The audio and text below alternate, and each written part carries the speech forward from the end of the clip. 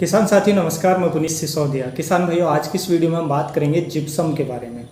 Gypsum आप जानते हैं एक बहुत ही सस्ता फर्टिलाइज़र होता है और बहुत सस्ते में हमें मिल जाता है, इजीली अवेलेबल हो जाता है हर फार्मर को। और देखिए इसके बहुत सारे बेनिफिट होते हैं।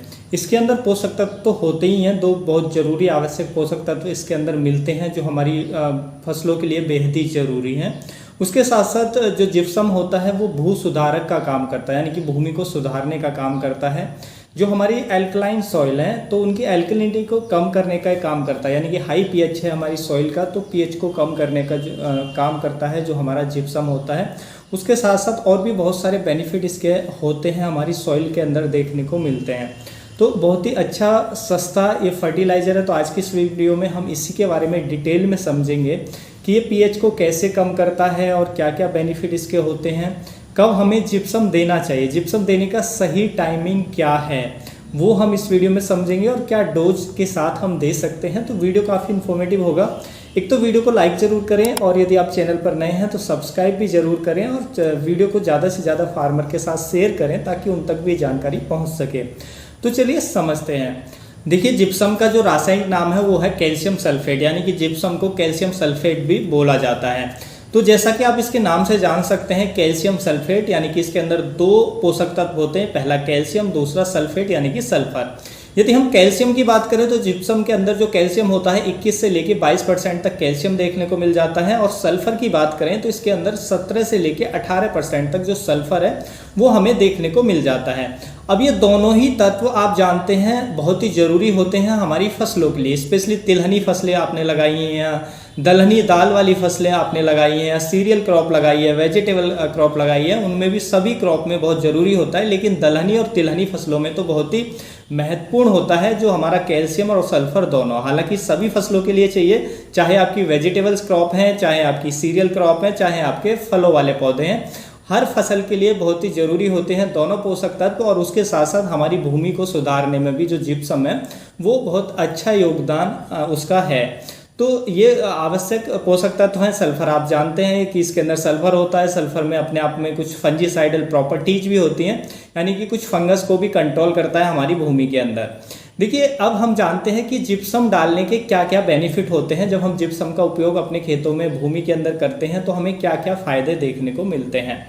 पहला फ़ायदा देखिए, हमारी जो भूमि है, जो भूमि जिनमें जो क्ले पार्ट है वो ज़्यादा होता है, यानी कि हमारी ऐसी भूमि है, चिकनी मिट्टी है, यानी कि वो एकदम हार्ड भूमि है हमारी कि उसकी हार्ड परत बन जाती है। तो ऐसी सॉइल के अंदर आप जिप्सम का उपयोग करते हैं तो जो क्ले पार्टिकल्स हैं उनको ये चिपकने नहीं देता है, यानी कि जो हार्ड परत होती है उसको ये ब्रेक करता है, तोड़ता है और हमारी मिट्टी को भुरभुरा बनाने का काम करता है। तो मिट्टी की सबसे बड़ी समस्या आजकल यही है कि कठोर हो रही है। तो ऐसी मिट्टी में जो जिप्सम आप डालेंगे तो जिप्सम उसको भुरभुरा बनाएगा, उसकी जो हार्ड लेयर है उसको ब्रेक करेगा, तोड़ेगा, जिससे हमारी भूमि में जो एरेशन है अच्छा होगा, भूमि में भुरभुरापन अच्छा होगा। जब भुरभुरापन होगा, पोरोसिटी अच्छी होती है जिस सॉइल में, तो उसमें रूट का विकास इजीली हो पाता है, फसलों की जड़ें आसानी से अधिक गहराई तक जा पाती हैं और उसमें एरेशन भी अच्छा हो पाता है। उसके साथ साथ ये मिट्टी की जल धारण क्षमता को भी सुधारता है, यानी कि वाटर होल्डिंग कैपेसिटी को भी इंक्रेज करता है, जो एक बहुत बड़ी समस्या है हमारी सॉइल की। तो उससे अब जब ये तीनों चीज़ें सुधरती हैं, मिट्टी भुरभुरी होती है, मिट्टी में जल धारण क्षमता वाटर होल्डिंग कैपेसिटी इंक्रीज होती है, मिट्टी में एरेशन अच्छा होता है, यानी कि ऑक्सीजन का जो संचार है वो अच्छा होता है मिट्टी के अंदर। तो उससे जो हमारे माइक्रोबियल एक्टिविटी है वो भी तेज होती है, जो सूक्ष्म जीव हैं वो भी तेज़ी से ग्रो करते हैं, उनकी एक्टिविटी तेज होती है, उनकी एक्टिविटी तेज होती है। तो हमारी ओवरऑल पौधे की जो ग्रोथ है वो भी बेहतर हमें देखने को मिलती है, क्योंकि जो माइक्रोबियल एक्टिविटी है वो हमारे पौधे की बेहतर ग्रोथ के लिए बहुत ज़रूरी होती है। जितने अच्छे से माइक्रोबियल एक्टिविटी जिस सॉइल के अंदर होगी उतनी ही अच्छे से उसे न्यूट्रिशन इजीली मिल पाएंगे हमारे पौधे को, और हमारे पौधे की जो ग्रोथ है वो हमें बेहतर देखने को मिलेगी। उसके साथ साथ देखिए ये ऐसी जो चिकनी मिट्टी है जिसका क्ले पार्टिकल जिनमें ज़्यादा होता है उनको, ऐसी मिट्टी को तो अच्छा बनाता ही है। उसके साथ साथ यदि सैंडी सॉइल है, रेतीली मिट्टी है और उसमें आप जिप्सम का उपयोग करते हैं तो उसमें क्या होता है, सैंडी सॉइल में क्या होता है आप जानते हैं कि जो उसमें वाटर होल्डिंग कैपेसिटी अच्छी नहीं होती है, पानी लीच कर जाता है और उसमें पानी बिल्कुल रुकता नहीं है, न्यूट्रिशन भी नहीं रुक पाते हैं। तो ये क्या काम करता है कि सैंड को जोड़ने का काम करता है, यानी कि उनके जो कण हैं उनको बांधने का काम करता है, जिससे जो रेतीली मिट्टी होती है उसकी भी वाटर होल्डिंग कैपेसिटी बढ़ती है, वो न्यूट्रिशन को होल्ड करके रख पाती है और उसकी भी कंडीशन ओवरऑल बेहतर होती है। तो आप रेतीली मिट्टी में डालें तो जो हमारे कण होते हैं मिट्टी के उनको बांधने का काम करेगा, और ऐसी मिट्टी है जिसकी जो बहुत हार्ड परत हो चुकी है, जिसकी चिकनी आपकी सॉइल है, चिकनी मिट्टी है, तो ऐसी सॉइल में डालेंगे तो उसको ये उसकी पोरोसिटी को बढ़ाने का काम करेगा। तो कैसी भी सॉइल में उपयोग करें, आप रेतीली में करें या आप चिकनी सॉइल में यानी कि जिसमें क्ले पार्टिकल ज़्यादा है ऐसी सॉइल में उपयोग करें, तो दोनों में ही हमें बेनिफिट देखने को मिलते हैं।